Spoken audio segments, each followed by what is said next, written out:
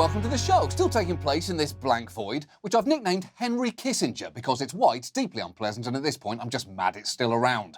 It's been another busy week. Benjamin Netanyahu looks like he may have lost power. Anthony Fauci's emails were released, and the White House partnered with Anheuser-Busch to offer free beer to incentivize vaccines. And rewarding you with beer really cements Joe Biden's status as America's uncle who probably shouldn't be left in charge. But as the vaccination rollout continues in the United States and life slowly returns to normal, it is worth remembering many other countries are still very much in the grips of this pandemic. Take the United Kingdom, which is currently planning to fully reopen later this month, even as experts warn a potential third wave of COVID may be underway. Demand is also growing there for a public inquiry into Boris Johnson's mismanagement of the pandemic, following testimony in a committee hearing last week from former top advisor and smug Moby, Dominic Cummings. He revealed a chilling moment from last March when top government officials realised just how badly the pandemic planning had been botched. At this point, the second most powerful official in the country, Helen McNamara, is the Deputy Cabinet Secretary. She walked into the office. She says, "I've just been talking to the official, Mark Sweeney, who is in charge of coordinating with the Department for Health.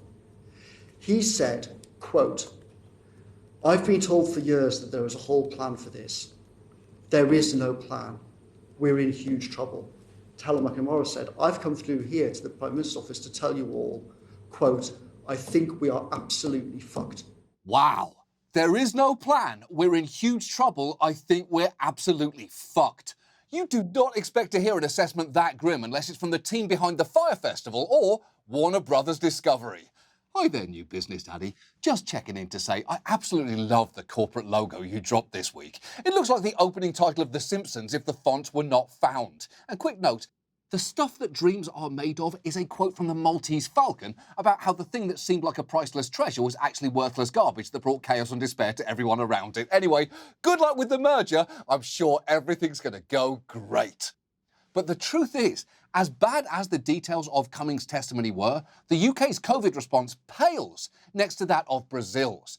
Because the handling of the pandemic by its president, Jair Bolsonaro, has been a spectacular failure, with the country recording over 1.9 million new cases in the past month alone. And Brazilians are understandably fed up, staging protests across the country this week. Demonstrators want his government to account for the negligence in purchasing vaccines and for trying to lead Brazil towards herd immunity. Brazilian people always got vaccinated.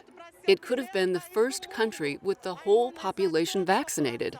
Instead, we see such irresponsibility. That woman makes a great point, despite wearing what I assume biologists use to disguise themselves while watching crocodiles fuck. The Brazilian government is in the midst of an inquiry into its own negligence, and it has uncovered some bombshells, including that last August, Pfizer repeatedly offered Brazil's health ministry 70 million doses of the vaccine it was developing, but the company got no answer. And come on, Brazil, you can't ghost Pfizer. They're a company that was offering you a potentially life-saving vaccine, not a fruitarian entrepreneur/poet you met on OkCupid. In that case, absolutely hit ignore. And that shouldn't even be surprising, given how publicly dismissive Bolsonaro's been of the vaccines. That woman's crocodile hat wasn't just showcasing her ability to serve looks that are exuberant without being obnoxious. She was making an explicit reference to a shitty joke Bolsonaro told about how companies wouldn't take responsibility for vaccine side effects. If you turn into a crocodile, it's your problem. If you turn into Superman, if a woman grows a beard or a man starts speaking in a high voice, they want nothing to do with it. Okay, that's obviously all complete bullshit, but if I may just address his insinuation that if the vaccine turns you into a crocodile, that's your problem. Honey, no. If you turn into a crocodile, it's your solution. Crocodiles are incredible swimmers, they can see at night, and instead of sweating, they do something called mouth gaping that looks a little like this. And think how much embarrassment that would save you on a hot day. No pit stains on you, buddy, just mouth open, dick out, swimming through life without a care because thank fucking God, you're a crocodile. And when you combine this new inquiry's findings with Brazil's death rate, it's frankly no wonder polls now show 57% of Brazilians backing Bolsonaro's impeachment. But not only is he not backing down, just this week he approved this. The country with the world's second largest COVID-19 death toll will host the Copa America, welcoming South American teams for a 4-week football tournament. Yeah.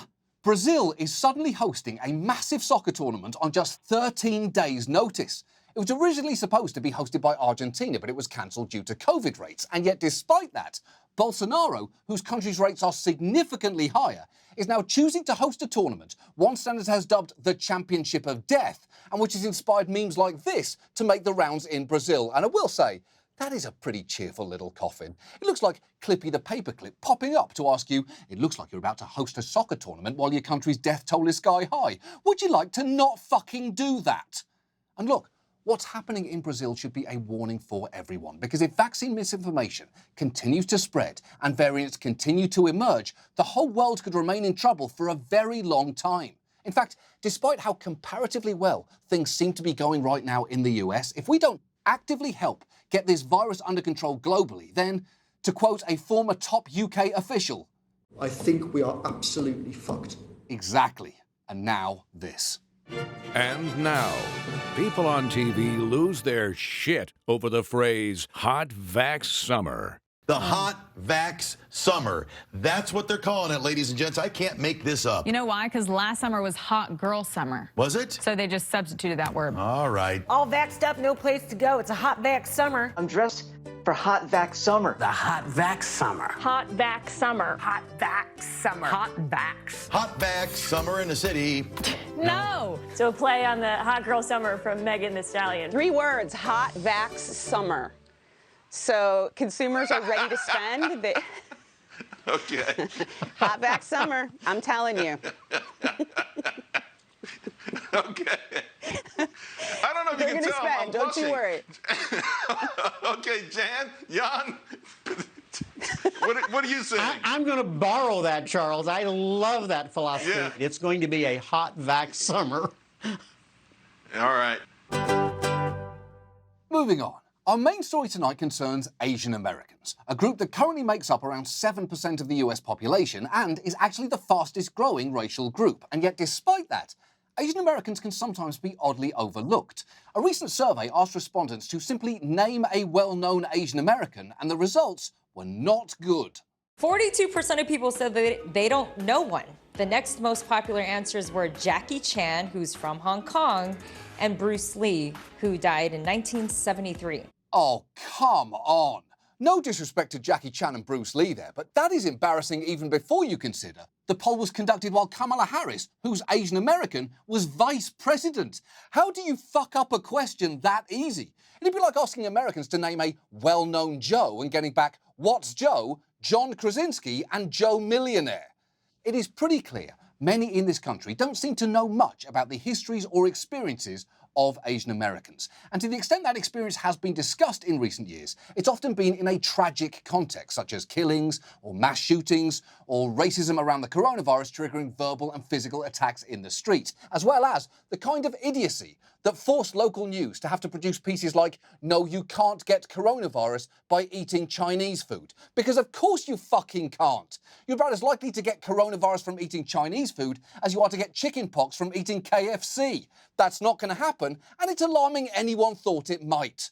And all of this has highlighted the need for us to have a long overdue, better informed conversation about the way this country regards Asian Americans. And before we start, I fully recognise the history of white people on TV generalising confidently about this subject isn't great, sometimes making statements that are offensive even when they think they're being complimentary, like this idea that has come up constantly. They've worked their way past column A's and column B's, past no starch please, to become our nation's model minority. Listen to the numbers.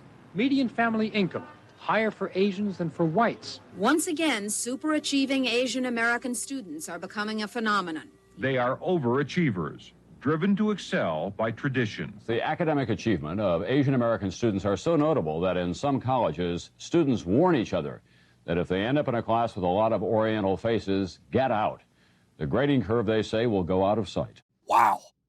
That is jarring to hear, especially when delivered with such a weird combination of amused self-satisfaction and totally inappropriate sourcing.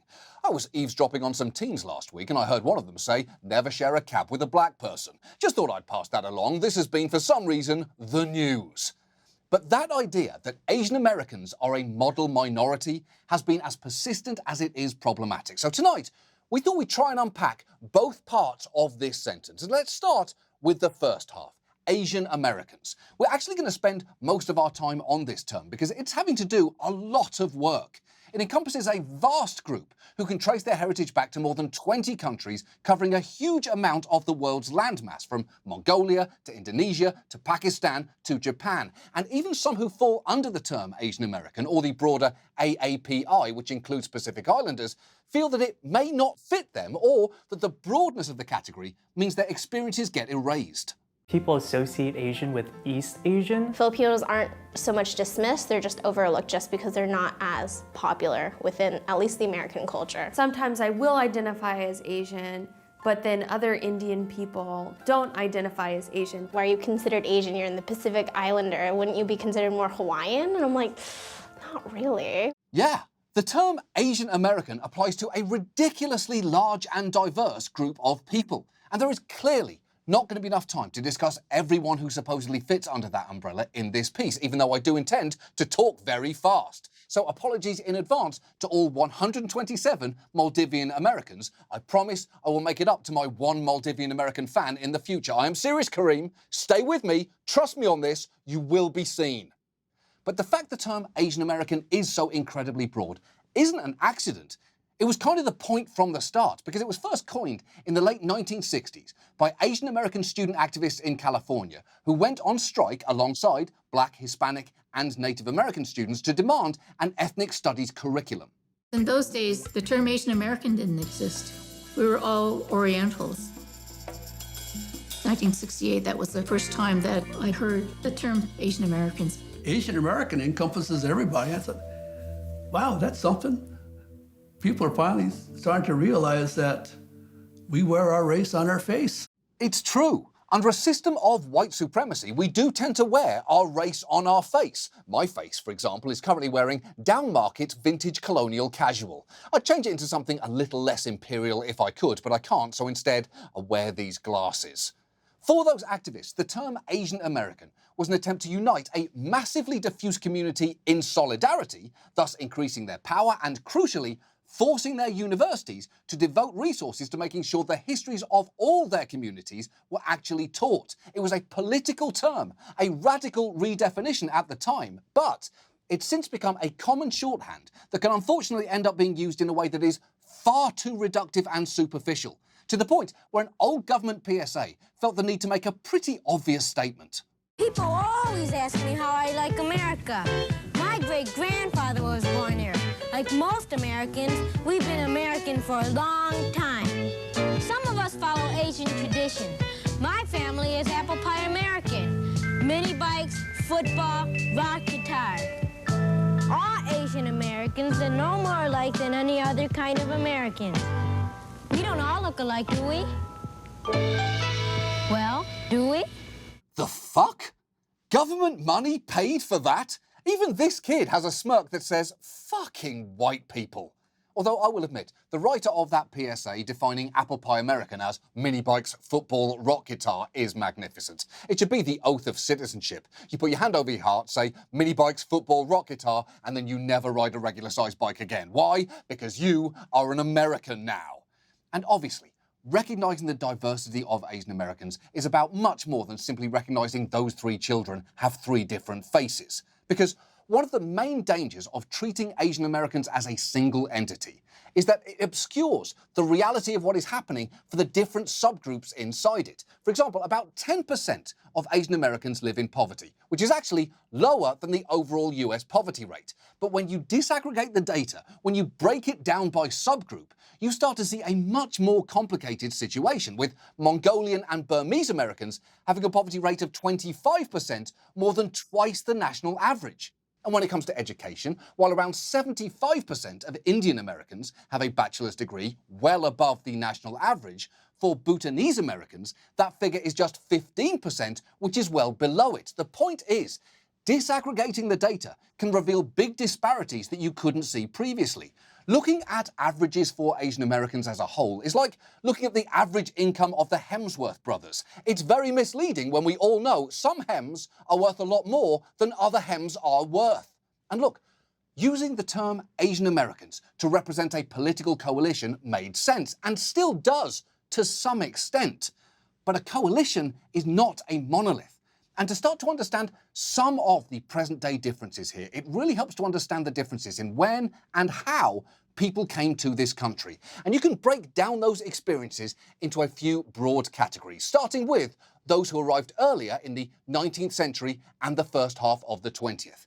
Asian immigration in that time was essentially a cycle of economic exploitation followed by a violent and restrictive backlash. This began with Chinese immigrants who were recruited to work on the railroads in the 1860s. They faced virulent racism from the beginning, both from their bosses who saw their lives as disposable, and from whites, many of whom saw them as unfair competition for jobs. At the time, this senator from California described Chinese immigrants as automatic engines of flesh and blood, making them sound like some kind of railroad lane terminators, and demanded that the federal government secure the American Anglo-Saxon civilization without contamination or adulteration. And in 1882, with the Chinese Exclusion Act, he got his wish. The Chinese exclusion law is one of the first really comprehensively restrictive laws. And it's also the first and only time in the entire history of the United States that a group is singled out by name, Chinese, by name, as being undesirable. So this is truly a remarkable moment. Yep, the poster said, "Hip hurrah to the Chinese Exclusion Act." And if you look at the whole thing, it says in the middle, "Hip hurrah, the white man is on top," which is a bit redundant. If you've said hip hurrah twice, you really don't need to say the white man is on top. It's like saying Blue Lives Matter or welcome to Carrie Bradshaw's bedroom. The white man on top part is very much implied.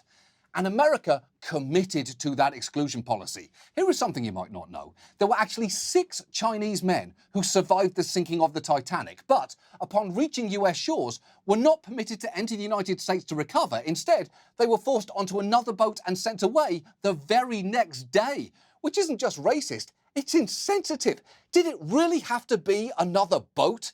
They had just been on the best boat and it fucking sucked. Could you not put them on a Zeppelin or something? At the very least, let's try and mix up the doomed turn-of-the-century transportation methods here. And the experience of Chinese immigrants, unfortunately, set the template for the different groups that followed, because waves of Japanese, Korean, South Asian, and Filipino immigrants later came over as agricultural workers, with those in charge often pitting the groups against each other with unequal wages and treatment. Each group that came faced the common experience of racial hostility, violence, and laws denying them the possibility of becoming citizens or owning land. Here is a poster targeting Chinese people. Here is a sign targeting Japanese people, and here is one targeting Filipinos. It's just like the Statue of Liberty says, "Give me your tired, your poor, your huddled masses, but not over there, not there either, definitely not in Maine. You know what? You guys just figure it out, don't worry. The signs will make it really obvious." And no matter how long Asian Americans or their families had been in this country, they were, as now, treated as perpetual foreigners whose loyalties were in question, with the most famous example of this being the World War II internment camps where 120,000 Japanese Americans who'd been rounded up en masse were imprisoned. And to add insult to injury, when they were finally allowed to leave, the US government had the gall to try and give it a positive spin. If you don't have money enough to get to your new location, the government, through WRA, will make a grant of enough money to get you there, and a little extra until the paychecks start coming in. This money does not have to be repaid. It's a helping hand from Uncle Sam. It's a big moment when you start to pack for your trip outside. It's an even bigger moment when you walk through the gate for the last time and present your pass to the guard for the last time and take a look at the barbed wire fence for the last time.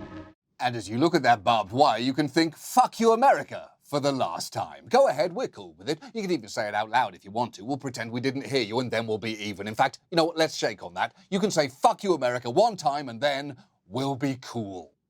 But around the middle of the last century, attitudes began to shift as the US, locked in a Cold War, came to see exclusion laws and racial quotas as bad for its global image. So, laws like the Chinese Exclusion Act went away to eventually be replaced by the 1965 Immigration Act. And this is the next broad category of Asian American immigrants, those who came post-1965 as a result of that act. Because in contrast to the previous migrants who were generally relegated to low-wage manual labor, a key thing that this law did was prioritize educated and highly skilled workers like doctors and engineers, and it also tried to address specific labor needs, like when a nursing shortage resulted in overseas ads like these. Labor recruiters and travel agencies started targeting Filipino nurses with ads that promised them bright futures in America. One particular ad featured a basket that was decorated with the Philippine flag. It's addressing the Filipino nurse saying, "Dear nurse, if you're not happy where you are right now, contact us. And we can't promise you happiness, but we can help you chase it all over the place." I've got to say, that is a refreshingly honest slogan. You might not catch happiness, but you can chase it. And it did seem to work, as nurses are one of this country's top imports from the Philippines, followed closely by, of course, Jollibee, the world's greatest fast food mascot. Because believe me, unlike American labor recruiters in the 60s, Jollibee can promise you happiness and deliver it to you in videos like this.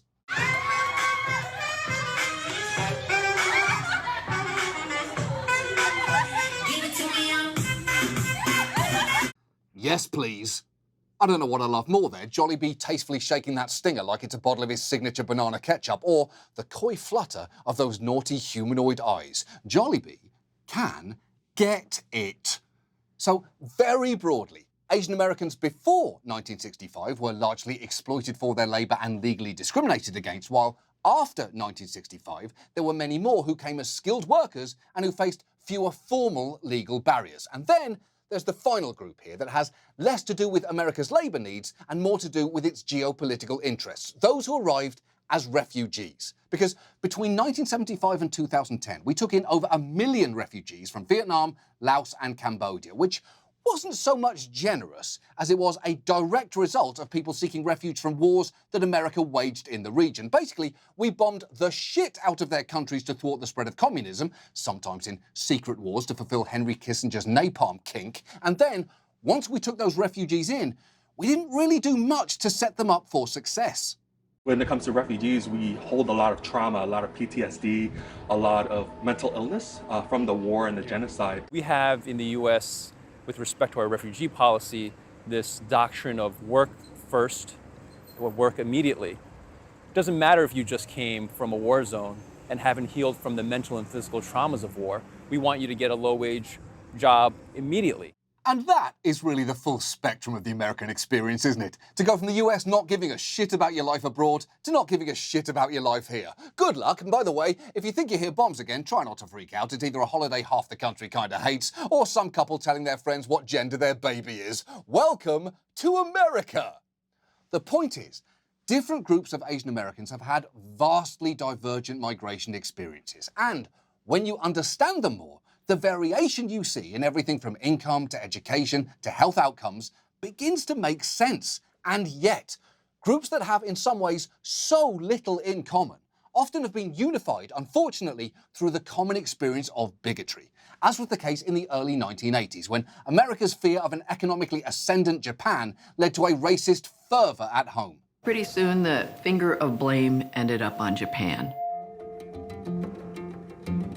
All of this hatred, you could feel it. It was palpable.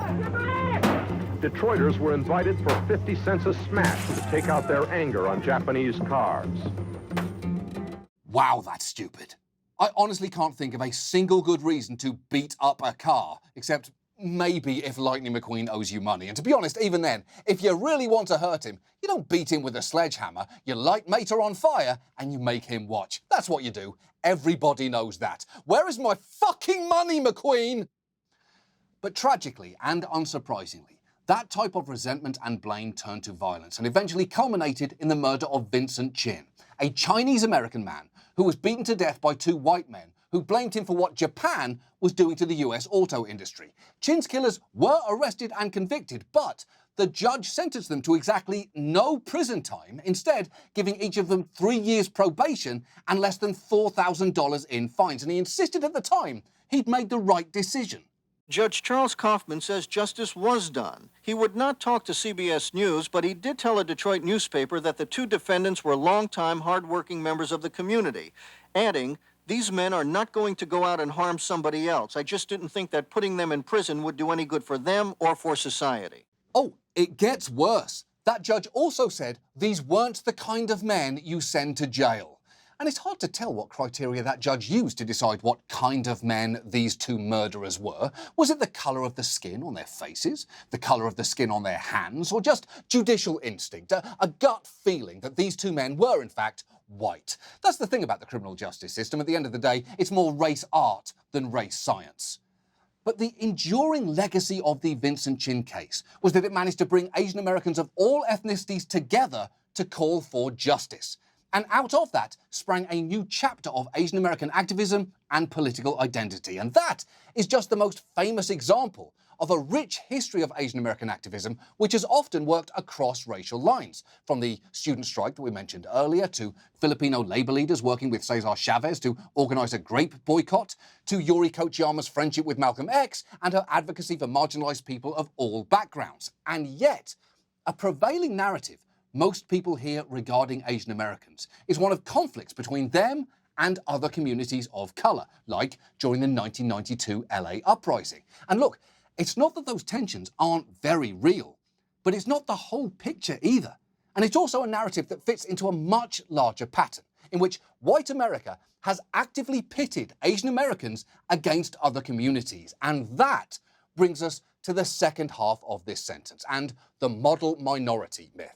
The idea of the model minority emerged over half a century ago, in part because some Asian Americans were strategically typecasting themselves in a bid to enhance their demands for racial equality, and they did so by promoting their communities as upstanding and hardworking.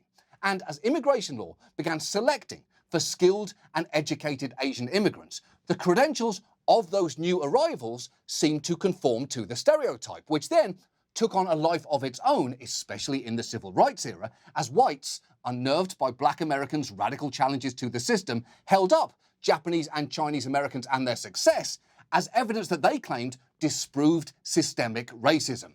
Very basically, America prioritized wealthy, more educated Asian immigrants, then turned to black people who'd been subjugated for centuries and said, "See, they're educated and successful, why aren't you?" And using Asian American success to downplay American racism is a trend that very much continues to this day. If America were such a hate-filled, discriminatory, racist society filled with animus against Asian Americans, how do you explain the remarkable success of Asian Americans in our country? Their mindset is to just work really hard. It's not to protest things and not to shut things down. It's just to work really hard. Oh, yeah, they're in the library. The Asians, the whole reason why they kick ass is because they don't spend any time on petty bullshit. The Asians are concerned about hate crimes, but they're very upwardly mobile, very success-oriented, very business-oriented. They're model citizens in many cases, in my view. Probably the most admirable ethnic group we have. Wow. Congratulations, Asian Americans. Dick Morris thinks you're the most admirable ethnic group we have. That's so sweet of him to say. If you want to write Dick a thank you note, just address the envelope to "Shove this right up Dick Morris's arse, New York, New York," whatever zip code Dick Morris's arsehole is in. A central premise of the model minority myth is that the key to overcoming American racism is simply strong values and hard work, with the implication being that groups that haven't succeeded simply haven't tried hard enough. And putting aside how offensive that is, the truth is, whether or not you're successful, living a life defined by a racist fantasy just isn't good for you. Striving to maintain the idea of a model minority has really severed my self-esteem. It really makes me feel that I'm nothing more than someone who could get good grades, someone who was supposed to be perfect and be mum about everything. Right. Trying to be perfect your whole life is going to be too much to bear. That is why I made a promise when I started this show that I'd always get one fact in every story completely wrong. Is that responsible? Absolutely not, but it is what keeps me looking young. And the model minority myth is especially galling for some members of groups like those whose families came as refugees, whose lived experience doesn't remotely match the stereotype. The truth is, that kind of pressure can do real damage. Suicide is the leading cause of death for Asian Americans between the ages of 15 and 24. And yet, apparently, only 8% of Asian Americans sought help for their mental health, which is less than half the rate of the general population. And that is not just a result of cultural stigmas around mental health. It's also what happens when you're consistently told to quietly and happily accept discrimination because your version is the nice racism. But there is no nice racism. There is no silver lining to it, and there is no working your way out of it. You are still perpetually treated as a foreigner, still asked where you're really from, and Asian Americans always seem to be just one geopolitical crisis away from becoming the targets of violence yet again. Whether it's those internment camps for Japanese Americans, or the spate of attacks on South Asians after 9/11, or all of the recent racial violence during the pandemic. So the model minority myth is both a tool of white supremacy and a trap. And as with so many things in this story, with a community this diverse, there are going to be different perspectives on how to handle it. Andrew Yang has annoyed some by leaning into it with self-deprecating jokes and his fucking math hat. And he also angered many when he responded to the Trump administration's China virus rhetoric by writing an op-ed in which he claimed, "We Asian Americans need to embrace and show our Americanness in ways we never have before by, among other things, wearing red, white, and blue." That argument prompted a backlash, with Eddie Wong tweeting, "Fuck out of here with this America drag, you bumbling pineapple bun." And I do get that, because it's pretty insulting to suggest 2 centuries of racism could be defeated by serving Uncle Sam realness. So all of that is, very simplistically, too broadly and probably too quickly, an abridged version of how we all got to where we are right now. So, where do we go from here? Well, what is clear is we have to find a way to have smarter, more nuanced conversations about the reality of the Asian American experience. And we cannot do that without access to high-quality, disaggregated data that can help better fit public policy to the actual needs of individual communities. But that is not all, because Asian Americans have been warning for decades about all of this. Just watch a man tell a reporter, 5 years before I was even born, what I've been trying to tell you tonight, during yet another of those old model minority profiles. But I suggested that compared to the black and the Chicano, the Japanese American has it made. He can get a job, a place to live. It's a situation where I think the question is not material making in terms of economics, but a question basically of human dignity. You know what I mean in terms of human dignity? Like, for example, we've been set in a certain category, and many people argue, man, you got a good stereotype. You got a stereotype to get you apartments where you don't have to pay a cleaning deposit because you're so goddamn clean. That's our stereotype. But it's an infringement. It's a violation of our human dignity because they don't view us as individuals, as human beings. We fit into a certain category. We fit into a certain box. That's how they view us. He's right. It's a category. It's a box. But the thing is, you don't learn anything from it unless you bother to look inside. Because obviously, no group, community, or indeed individual is just one thing. And when you reduce the Asian American experience to that of a model minority, you are omitting a history that includes exploitation and exclusion, but also includes activism, some infighting, challenges with issues like immigration, education, and access to social services that continue to this day, and an array of interests and achievements that go far beyond these two guys to be as vast and diverse as America itself. By the way, can you see who's in there? I told you, Kareem! I told you I got your back! I see you, Kareem!